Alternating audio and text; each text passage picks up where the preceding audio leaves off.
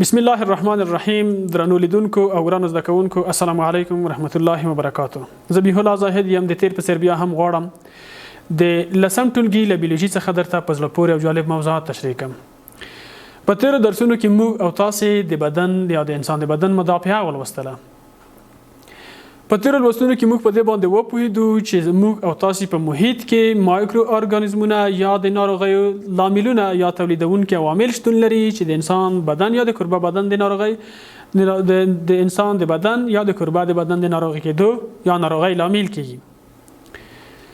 خو اکثریت وخت کې موږ او تاسې روغتیا یا سلامتیا لرو. ولې؟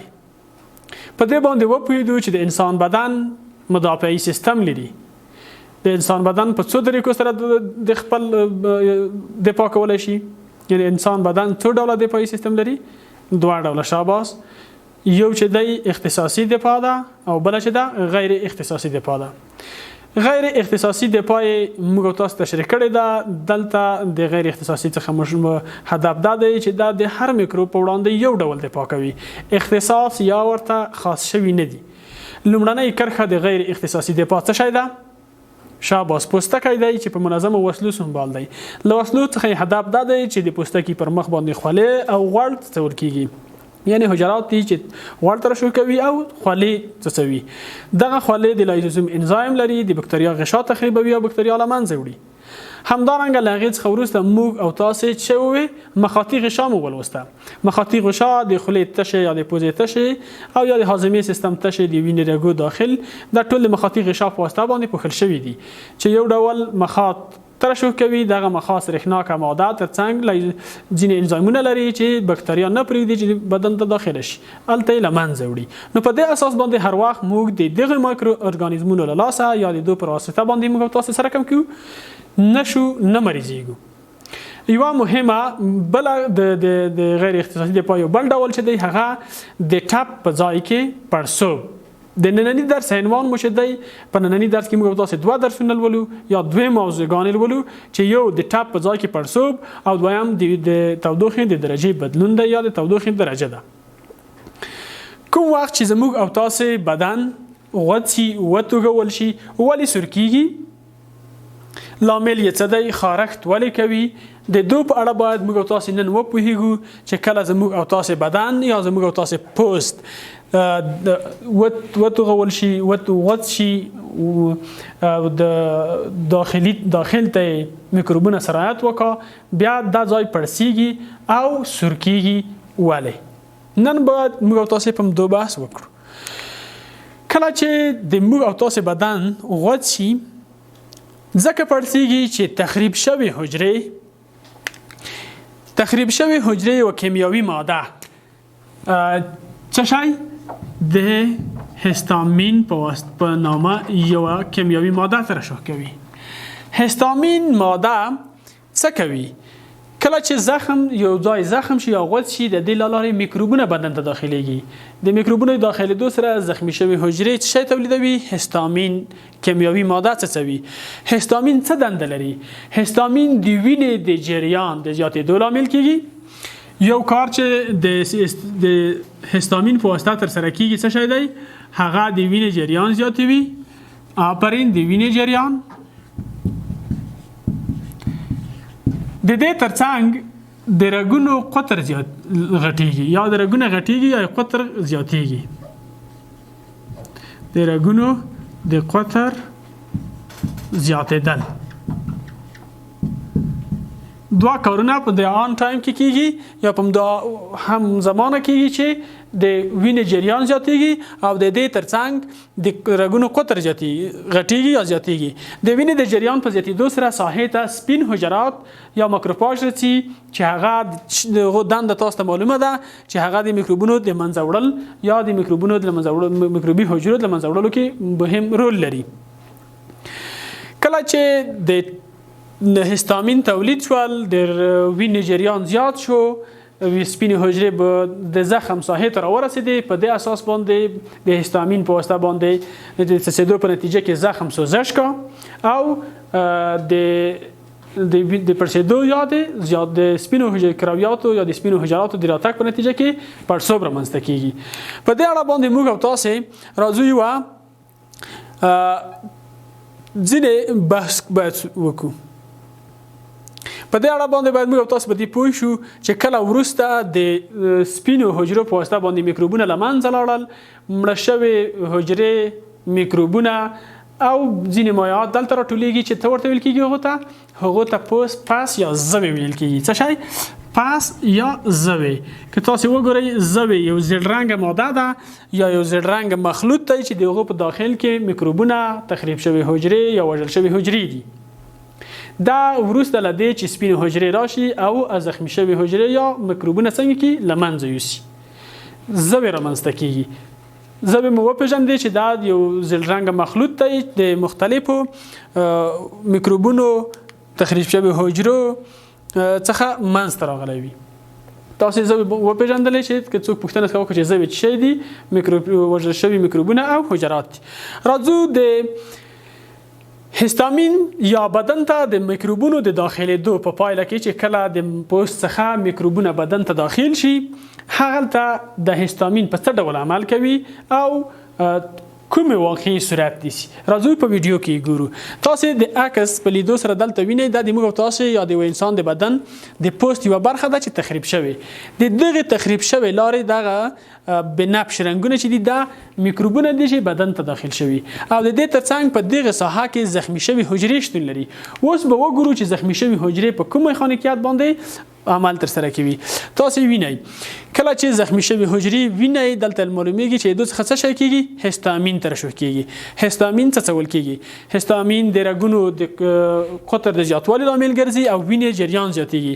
د وینې د جریان په زیاتېدو سره تاسو دلته ګورئ سپینې حجرات ساحې ته راځي.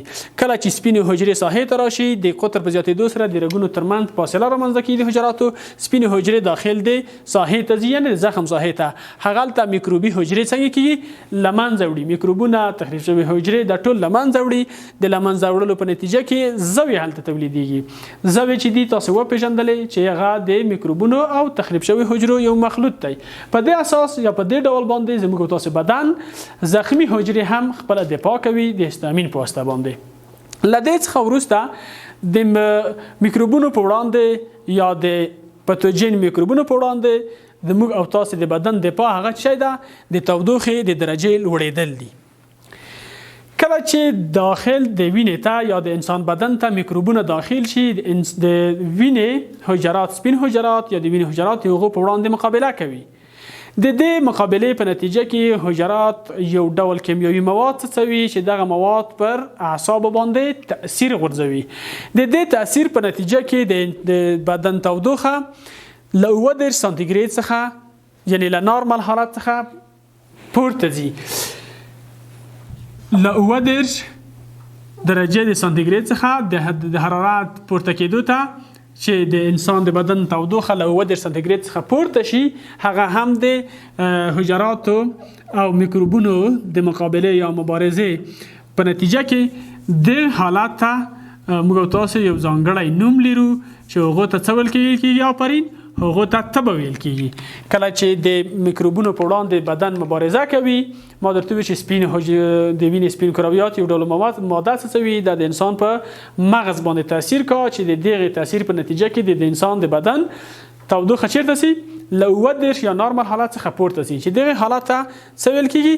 تبه ویل کېږي. تبه د میکروبونو شتون ښیي، یعنی د بدن د تودوخې درجې لوړوالی د بدن په داخل کې د میکروبونو شتون ښیي او همدارنګه د دې لوړې تودوخې په واسطه باندې د بکتریا د پرمختګ یا انکشاف مخه نیول کېږي. یعنی ځینې بکتریاوې دي چې هغه په لوړه تودوخه کې ژوند نشي کولی. کله چې میکروب د غیر اختصاصي دفاع د لومړۍ کرښې یعنی پوستکي یا مخاطي غشا څخه وینې ته داخل شو، په وینه کې د سپینو کرویاتو په واسطه باندې د هغو مبارزه کیږي، د هغو په وړاندې مقابله کیږي. دا سپینو حجرات یو ډول ځانګړې ماده ترشح کوي چې دغه ماده د انسان په ذهن باندې تاثیر کوي، بالاخره د انسان د ذهن په واسطه باندې د بدن تودوخه پورته ځي، یعنی له نارمل حالت 1 سانتیګریډ څخه پورته کیږي. د دې پورته کېدو په نتیجه کې دغه حالت ته تبه ویل کیږي او د دې تودوخې په نتیجه کې بکتریا یا د میکروب د پرمختګ مخنیوي کیږي. بکتریا نشي کولای چې د خپل غوالینی حالت څخه پرمختګ وکړي یا غلط مثل تولید وکړي، بالاخره تبه یا ناروغي سره کم کیږي. د بکتریا په واسطه باندې د رامنځته شوې ناروغي کنټرولېږي. نننی درس موږ او تاسې د ټپ په ځای کې پړسوب او د تودوخې درجې څخه شروع کړ.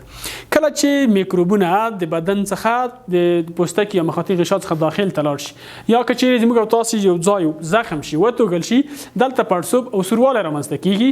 ولې وپوهېدلو چې د زخم شویو حجرو له لوري د هستامین په نامه یوه ځانګړې کیمیاوي ماده ترشح کیږي چې دا د وینې د جریان د زیاتېدو او د رګونو د وینې د رګونو د قطر د زیاتېدو لامل ګرځي. د سپینو کرویاتو زیاتېدل په وینې په جریان کې د دې لامل ګرځي چې میکروبونه او زخمي شوې حجرې یا هغه تخریب شوې حجرې له منځه یوسي او پاکې کړي، چې بالاخره د دې عملیې په پایله کې هلته زوی رامنځته کیږي. پاس یا زوی چې دی یو مخلوط دی چې د میکروبونو او تخریب شوې حجرو څخه جوړ شوی دی. له هغې څخه وروسته موږ او تاسې د تودوخې د درجې بدلون ووایو. تودوخې درجه کله چې میکروب د وینې جریان ته داخل شي، د وینې د سپینو کرویاتو په واسطه د هغو مقابله کیږي. سپین حجرات یو ډول کیمیاوي ماده ترشح کوي، هغه ماده په ذهن باندې تاثیر کوي او بالاخره د نارمل یعنی 1 سانتیګریډ څخه د بدن تودوخه پورته کیږي چې د حالت ته تبه ویل کیږي. په زیاته لوړه تودوخه کې د بکتریا د مثل تولید یا د بکتریا د پرمختګ مخنیوي کیږي. راځو د درس وروستۍ برخې ته چې پوښتنې دي. لومړی پوښتنه: کوم وخت چې زموږ او ستاسې پوست زخم شي، زخمي حجره کومه ماده څڅوي یا کومه ماده ترشح کوي؟ لومړی هستامین، دویم تایمین، دریم زوی، څلورم پرولاکتین. دویمه پوښتنه: په تبه کې د بدن تودوخه له څو درجو څخه لوړیږي؟ یعنی نارمل حالت د تودوخې د بدن څو دی؟ لومړی له 9 سانتیګریډ څخه پورته کیږي، له 4-5 سانتیګریډ څخه پورته کیږي، دریم له 15 سانتیګریډ څخه پورته کیږي، څلورم هم له 15 سانتیګریډ څخه پورته کیږي. یعنی موږ تاسو تبه کومه تودوخې ته ویلی شو چې باید له کوم سانتیګریډ څخه پورته تبه یا پورته تودوخه تبه حسابل کیږي. دا و د موږ تاسو د نن ورځې درس چې د پوښتنو په ارائه کولو سره پای ته ورسېدو. تر بیا مو چې په خدمت کې حاضرېږم په متعال رب مسپارم. الله تعالی او ملګری شه.